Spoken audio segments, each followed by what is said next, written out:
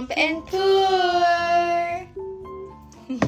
Good morning, guys! We just finished... Ay, afternoon na pala. We just finished pumping using the Mom Cozy V2 Pro. And Rachel will do our pump and pour for this afternoon.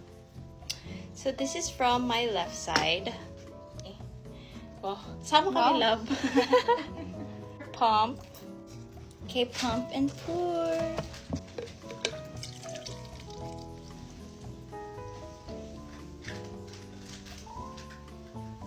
Wow, 7 ounces.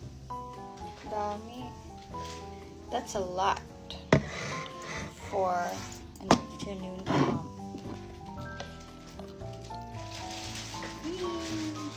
So this is the baby's milk. Puno.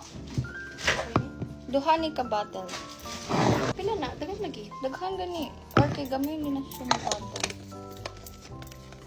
So this is, I think this is around 6.5 ounces. 7. Actually, milk of Bergablo. Oo. Dodong. So that's Drink our your milk. afternoon pump. Bye, guys.